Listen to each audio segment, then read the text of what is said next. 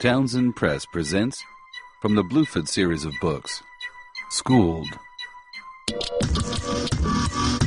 Written by Paul Langan and read by Jamil Gaines. Chapter 1. Lionel, can you read the poem to us? Lionel Shepard cringed. It was the third time Mrs. Henley, his English teacher at Bluford High School, called on him today. First, she'd asked him to define what the American dream was. Lionel joked that it was what happened when everybody in the country was sleeping. Dontrell Neves, his classmate and friend since second grade, laughed out loud. "You trippin', El," he whispered. Mrs. Henley smiled and moved on, but she returned a few minutes later, pressing him with another question. She even circled to the back row where he sat, stopping just a few feet from his desk. Her eyes beamed through her glasses like two bright headlights focused on him. "So, as an American citizen, Lionel, what is your dream?" Lionel wanted to ask her why she was always picking on him. It had been going on since he started his freshman year a month ago. Jamar Coles, his friend from the car wash where he worked weekends, would have told her off right there in the middle of class. "Get your bug eyes out of my face." Lionel could picture Jamar shoving a desk at her and walking out in the middle of class. Of course, Jamar had dropped out of high school last year.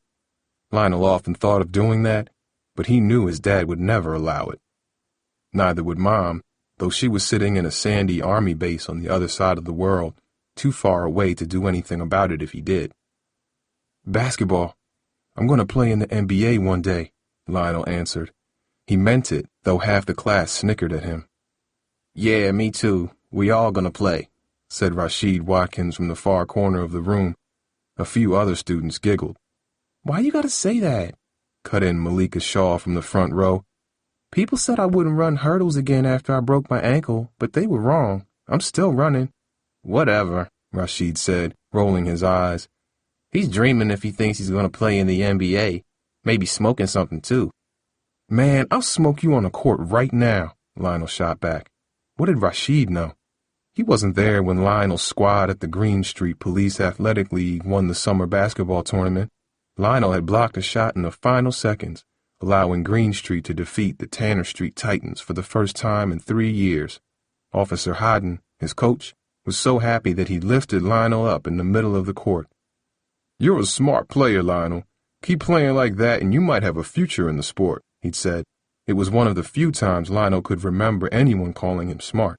On the court, it was true, but school was a different story. "Lionel, can you read the poem to us?" Mrs. Henley repeated, snapping him from his thoughts. Why wouldn't she just skip him? He could handle that, coasting in the back row, working in small groups and copying what other kids did, getting them to do the work for him.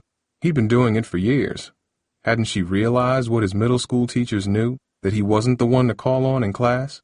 "Which poem?" Lionel asked, sitting up in his desk. He knew class was almost over. Rashid rolled his eyes and sucked his teeth. "I told you he's dreaming, Mrs. Henley," he said. "Rashid, I'm about to be your nightmare," Lionel cut back. "That's enough, gentlemen," Mrs. Henley said. "The poem's called Harlem by Langston Hughes. It's on page 62.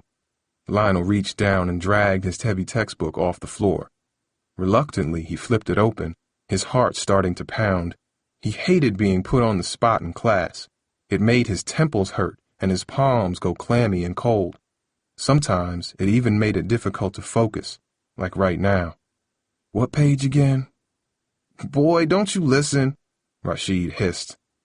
"That's enough," Mrs. Henley repeated firmly, flashing Rashid a look that silenced him. "Page 62, Lionel."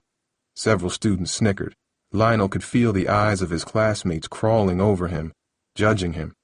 It was like the day back in 5th grade before Mom's army unit was deployed, when he really started having trouble in school.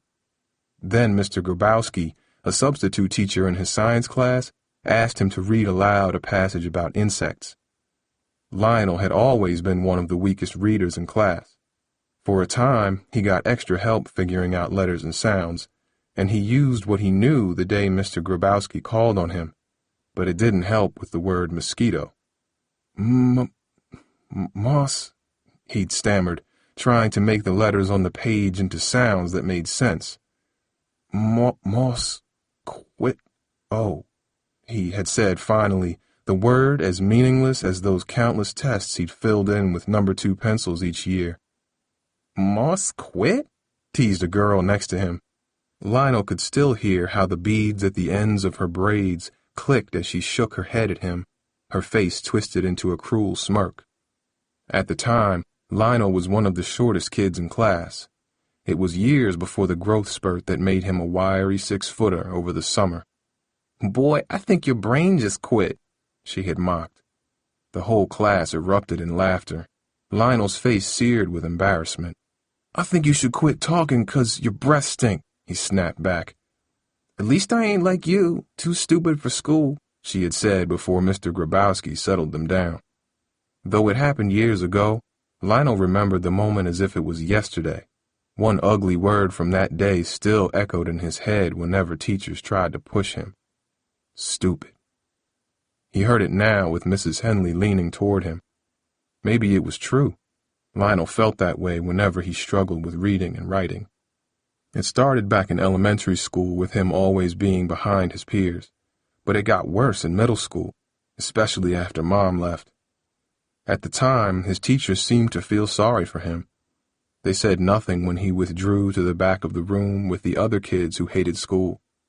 They didn't yell as much when his homework was late or when he acted up in class.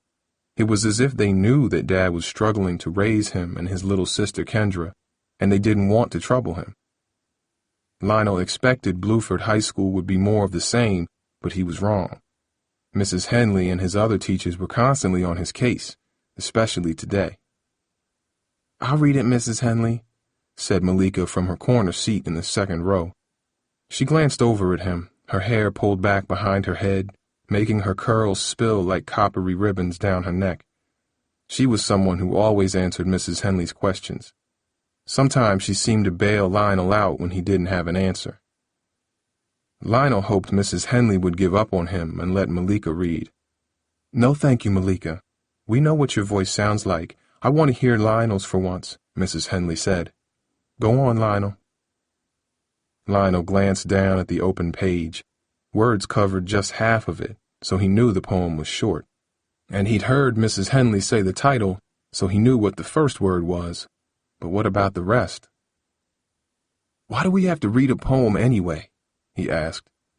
It's what he often did when teachers tried to get in his face. Distract them, push back, waste time, but this time he meant it. Reading out loud wasn't going to bring Mom home or allow Dad to work less or stop the bullets that killed his neighbor's grandson in his neighborhood a couple of years ago. It's not like this or any poem really matters when you step out of this school, Mrs. Henley, Lionel continued. I mean, maybe it matters somewhere, but not here. Mrs. Henley nodded thoughtfully. That's deep, yo, Dontrell said. I think you and Langston Hughes might have more in common than you think, Lionel, she said with a knowing grin. Why don't you read it and we'll see? The class grew silent again. Lionel saw Malika looking at him. Rashid, too. Lionel could feel tiny drops of sweat gathering on his forehead. His heart started to pound. His legs bounced nervously. He took a deep breath and looked at the words, at the first letters. He tried to focus on them, figure them out. But in his mind, he could hear how childish he would sound. He could feel the embarrassment already, the laughter that was sure to rain down on him.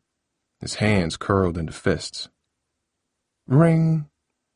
The bell, signaling the end of first period, blared loudly overhead. Lionel sighed with relief and closed his eyes as the class exploded into chaos. Students jumped from their desks and rushed to the hallway.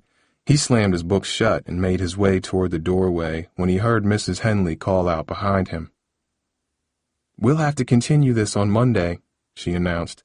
Lionel, can you come here for a second, please? Lionel cringed. Why couldn't she just leave him alone? He dragged himself to her desk on the other side of the room, looking back once to see Malika disappear down the hallway. I gotta go to my next class, he said. I know, but I just want to give you this, she said, handing him a crisp white envelope. What is it? A letter for your parents. For what? Because you barely participate in class. You never handed in your first assignment, and on your last quiz you scored a 50, she explained. I think you're capable of more, and I want your parents to know it. Why you gotta be like that, Mrs. Henley? Lionel asked, thinking of how upset Dad would be to see the note. I didn't do nothing wrong today. No, you didn't, but that doesn't change what I just said. I want to see you focus on your work, and I think this letter can help. It's only the first marking period. You still have time to change how this class is going, but you need to start working now, and your parents need to know that. Lionel rolled his eyes. Dad said the same thing when Lionel announced his plan to join the NBA the night his team won the Police Athletic League tournament. You can keep messing around on the court all you want, Dad had said, but I want to see you spend some more time worrying about school. You're getting older, and it's time you start taking your education seriously. Lionel hated Dad's words. Messing around on the court. It was an insult, as if he was playing a kid's game, not something serious. Why you gotta talk about it like that? I can make more money playing ball than I'll ever make in school, Lionel had tried to explain. Yeah, Dad, his little sister Kendra had cheered. Then he can buy us a new house like on that show Fat Cribs. We could have a pool and 4 cars and... That's enough, baby. He's really good, Leroy. You should see how quick he is, Aunt Mimi had chimed in, bouncing her daughter, Sahara, on her knee. Aunt Mimi was Dad's younger sister. She moved in to help out right after Mom left. When Lionel started 7th grade, she announced she was pregnant, and her boyfriend was going to marry her. But that never happened. Yeah, I know he's quick, Mimi, but there are 100 quick kids a block from here. How many of them make it to the NBA? Aunt Mimi didn't answer. Whatever, Lionel had grumbled. Don't you whatever me, boy. I'm trying to talk some sense into you. School is your ticket out of here, not basketball, understand? His father had said, pointing his arm toward the barred front window that faced Cypress Street. Lionel knew what was out there. Down the block was Quick Cash, where strangers wandered in at all hours to sell stuff for money. Almost everything there was stolen. Further down was Discount Liquors and Tez's Lounge, a neighborhood bar with graffiti-stained stucco walls that smelled of urine. The area was dangerous, especially after dark. Some nights, gunshots cracked and popped in the distance. But, Dad, if I go pro, we can move... Enough, Lionel. What happens if you don't make it, huh? What happens if you get hurt? You'll just be another kid without an education or a future. Maybe you wind up in jail. Maybe worse. I can't have that. You understand? Lionel shrugged, struggling not to argue with his father. Yeah, I understand, Dad. But you don't, he added under his breath. Now Mrs. Henley was trying to tell him the same thing. Okay, Mrs. Henley, I'll take the note to him, Lionel lied. He knew he'd toss the letter in the trash as soon as he left the classroom. It wouldn't be the first time. Good, Mrs. Henley replied. And one last thing, Lionel. I want you to have your dad sign it. Bring it back on Monday, and be ready to read your poem to the class.